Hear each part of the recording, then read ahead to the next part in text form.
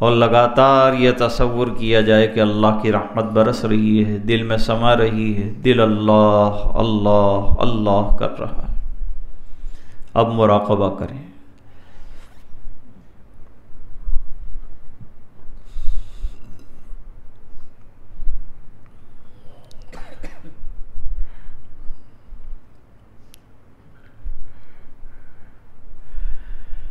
اے خفتہ دل بیدار شو، بیدار شو، بیدار شو، در ذکر حق مشغول شو، مشغول شو، مشغول شو۔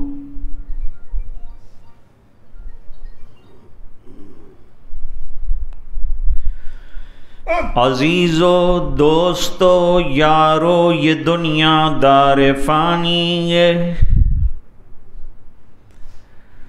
دل اس سے مت لگاؤ تم لحد میں جا بنانی ہے۔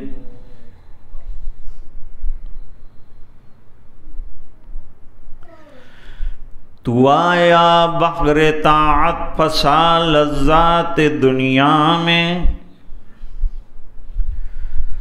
عقل کھوئی گئی تیری یہ کیسی نادانی ہے۔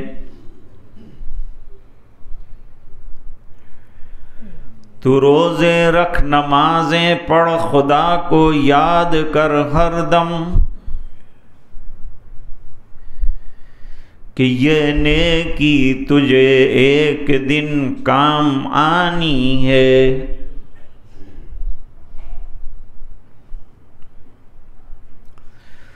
نہ دنیا نہ دولت نہ دھن جائے گا، فقط ساتھ تیرے کفن جائے گا۔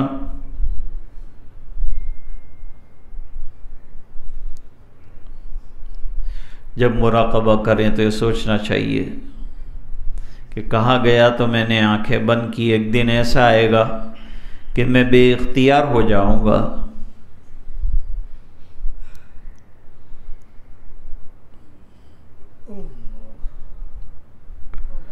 کوئی میری آنکھ بند کرے گا، کوئی پیر سیدھا کرے گا۔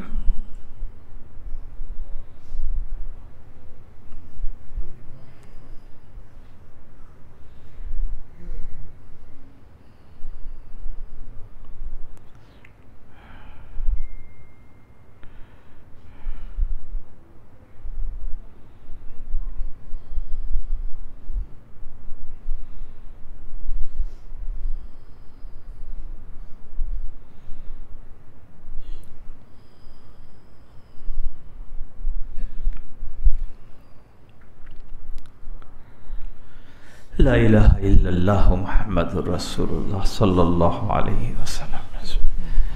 بسم اللہ الرحمن الرحیم، اللہم صلی علی سیدنا محمد وعلی آل سیدنا محمد صلاة تنجینا بها من جمیع الاحوال والآفات، تقضی لنا بها جمیع الحاجات، تطہرنا بها من جمیع السیئات، ترفعنا بها عندک اعلی الدرجات، تبلغنا بها اقصى الغایات من جمیع الخیرات فی الحیات بعد الممات، انک علی کل شیء قدیر۔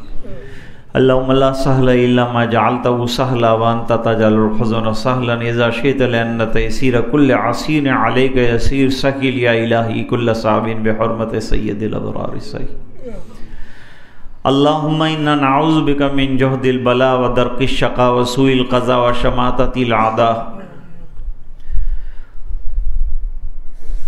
اللہم انا نسألک علما نافعا وعملا صالحا ورزقا واسعا وشفاء من کل داء۔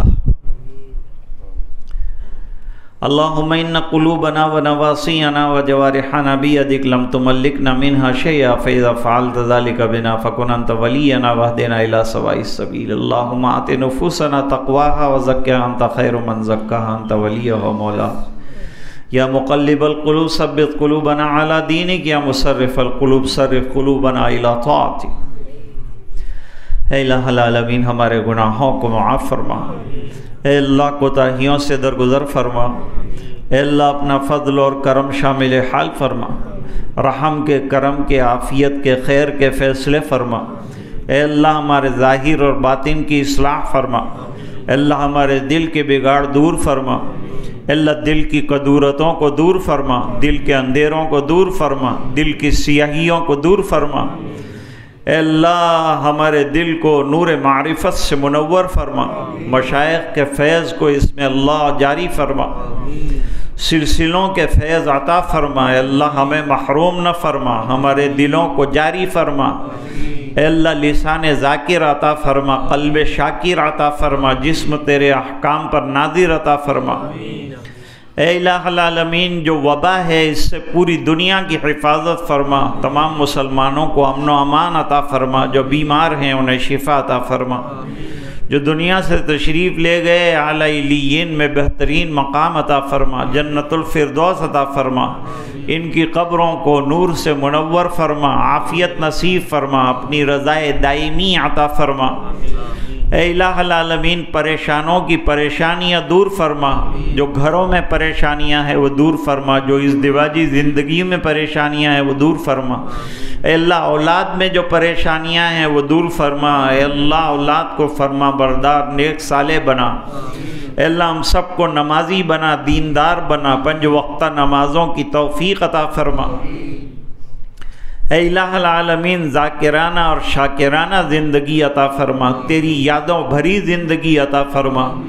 اے اللہ اورات کی پابندی نصیب فرما، استقامت کے ساتھ دین پر قائم فرما۔ اے اللہ تیری یادیں نصیب فرما، غفلت والی زندگی سے حفاظت فرما۔ اے الہ العالمین ہمارے دلوں کو نور معرفت سے منور فرما۔ اے اللہ تو ہم سے راضی اور خوش ہو جا اور ہمیں اپنے مقبول بندوں میں سے بنا دے۔ اے اللہ گناہوں کی نفرت ہمارے دلوں میں بٹھا دے اور نیکیوں کا عشق و محبت ہمارے دل میں عطا فرما۔ اے اللہ حضور پاک صلی اللہ علیہ وسلم کی اتباع زندگی اور زندگی کے ہر شعبے میں نصیب فرما۔ اے اللہ تیری رضائے دائمی سے مالا مال فرما، رضا کا پروانہ عطا فرما۔ اے اللہ اپنی ناراضگی سے ہماری حفاظت فرما۔ اے الہ العالمین 100% دین پر چلنے کی توفیق عطا فرما، ہر سنت پر عمل کرنے کی توفیق عطا فرما۔ اے الہ العالمین پورے مجمع کی مغفرت فرما، امت کے ایک ایک فرد کی مغفرت فرما۔ اور اے اللہ یہ دعائیں اپنے فضل و کرم حبیب پاک صلی اللہ علیہ وسلم کے طفیل منظور فرما، برحمتک یا ارحم الراحمین۔ پیر کے روز سگرام پورہ میں مغرب کے بعد مجلس کا انعقاد ہوگا انشاءاللہ۔